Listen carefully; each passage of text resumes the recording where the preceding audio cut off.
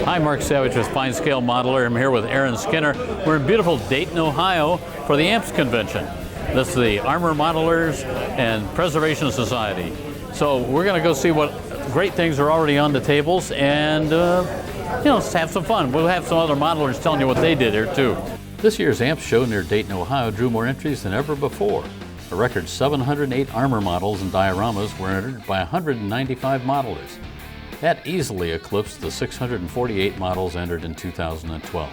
As always, we had a blast covering the show, talking with the builders and photographing more than 100 of their spectacular models. You can look for many of those in upcoming FineScale issues and a fall special issue, Great War Scale Modeling, which will focus on World War I builds. But for now, let's see some of the gems that AMPS members created and hear about their builds in their own words. First up is Robert Burek from Princeton, New Jersey, with an Iraq War diorama. Well, actually, I know the crew members from this particular vehicle, and so they provided me the photographs and the background, and it's a river crossing in Baghdad during 2003, the invasion of Iraq. So I had a picture of the actual river crossing that I was able to use for the main inspiration of the diorama. So the grunts, the infantry, normally would go in any water environment with the hatches closed, but since they were afraid they were going to sink after hundreds of miles of combat environment in the desert, they had the hatches open. And they actually claim that when they entered the river, everybody cheered. And the river is a couple layers of resin, and it's tinted. The rivers are usually green and or brown. And so on top of that is a clear acrylic that holds itself, so you can show some ripples. The water in the real event was moving fairly slowly, as were the vehicles, so no big waves like you would see in the ocean. Here's Ryan Spindell of Springfield, Illinois. This is my Czech SOG Hilux. I took the Ming pickup truck and then modified it into a Czechoslovakian gun truck for Iraq. Their SOG is their special forces, so I added all the roll bars, the gun mount, obviously all the gear and everything, and then I depicted that in Iraq. Really fun build. I added some def wheels to it. Everything else was pretty much just odds and ends that I scratched. So pretty happy with it. I'm a big fan of special forces worldwide. My whole family's been special forces, so I thought it was just really unique. It was just kind of out of the norm. And Dustin Diaz of Greenville, Pennsylvania, with a sharp weathered Tiger tank. This started out as a Ryefield model. It went under surgery majorly to be what it is now. The weathering and stuff is quite heavy on it. The engine compartment is also scratch built. I put pistons and burnout components in there.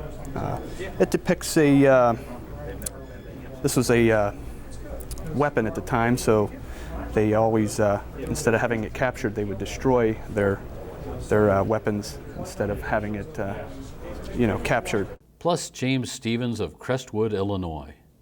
This is a United States Marine Corps M55 8-inch howitzer, and it's based off of the old Renwall kit that came back on probably the mid-50s. It was a box scale kit, and if you use the road wheels as a indicator of the scale, it comes out to approximately 1/29th. Yeah, it's all scratch built. The only aftermarket on this model is the tracks, and those are AFE M60 tracks because they scale out perfectly for this kit because the original vehicle had M48 tracks, which were narrower.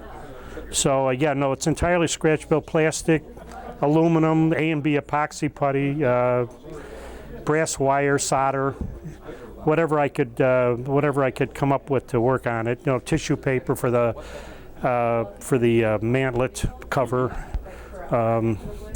It's got a complete engine, and there's a lot of it you can't see. And when you do scratch building, those things happen. You got to build, and then once you seal it all up, there's maybe 30% of the model you'll never see. So. Sean Hayes brought a haul of dioramas and models all the way from San Diego, California. This is a depiction of kind of the conflict that's going on in Syria right now. So I made a diorama using TACM's T55 AMV and replicated it after a Syrian government. So I gave it kind of this Russian green and then used a hairspray technique to give it a chipping effect after I applied this desert tan. And then I used a building here from Berlinden, some scratch build for the rubble, and details from Ming, like the AC unit here on the wall. Scratch built the door and the windows. Figures are a mix of Paracel and warriors, a little scratch building from another Taken kit as well. And I just wanted this kind of sense of the calm before the storm, and then gave it the title, Approaching Peril.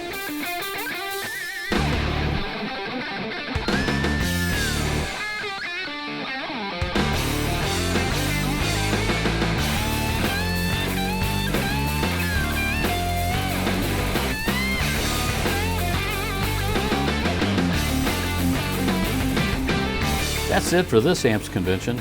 Next year the show moves to balmy Buffalo, New York, the second weekend of May. The theme is snow, but let's hope there's none of that in May.